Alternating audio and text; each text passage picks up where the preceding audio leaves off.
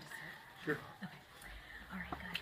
So I wanted to check in with you guys. I'm noticing from looking at your drafts that you guys are all writing stories that take place over a long period of time. And so there was one thing I wanted to teach you. It's a move that authors make when they're telling a story across a long period of time.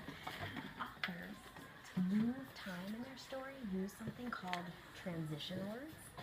And I wanted to give you guys an example of how authors use that. So I'm going to go back to the book that you guys know, Fox. We read this a few times, looking for different things.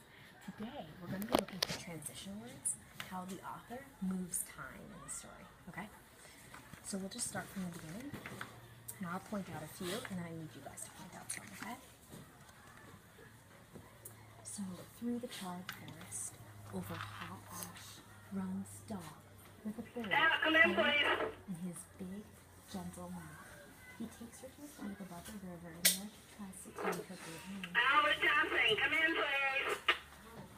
Magpie does not want his help. I will never again be able to fly, she whispers. I know, says Dog. He is silent for a minute. Okay, the fact that the author just said a minute, I know that has something to do with time, okay? So I'm noticing that the author used a transition here. He is silent for a moment with a comma, okay? So a little thing about how time shifts and then a comma, okay? Let's keep going. And I is fine, says Magpie. How would you feel if you couldn't run? Dog does not answer. Magpie drags her body into the darkness of the shadows until she feels herself melting into blackness. Days, comma. Perhaps a week later, comma. She wakes with a rush of grief. Okay, so see how the author did it again? Days, comma. Perhaps a week later, comma. Again, the author's showing, hey, time has passed. Okay? So in your stories, there might be some days or even weeks or even years that you want to skip. And using transition words can help you skip time in your story. After the transition words we saw in that story, what was there always? Comma. Good, comma. Yeah. So it's always transition and a comma. I actually have a list of some of the most common transition words that authors like to use. If you guys want to look at this list together and maybe think about a few that you could add into your story, I'm going to give you guys a few minutes to think about in your story, are there any of these you can add in to skip time to show that time is moving? Okay? So you guys can discuss with partners or work on your own, okay? Just have a look at some of these.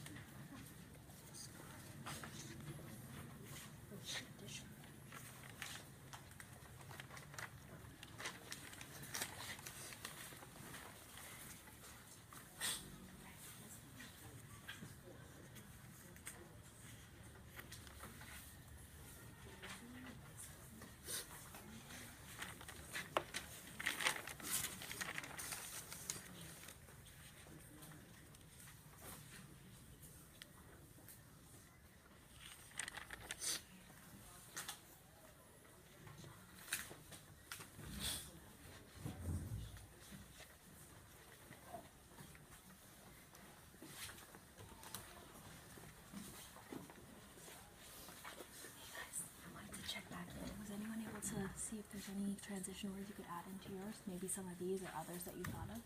A moment later. What's that? A moment later. Good, a moment later. Comma. Good. Any others? Transitions? The next day, comma. Good, next day, comma. Suddenly, comma. Good, suddenly, comma. Alright, good. So, I have copies of these for you guys if it's something you feel like would be valuable to add into your notebook, okay? And then as you go off and draft this story or in other stories that you're writing, keep this in mind whenever you want to skip time.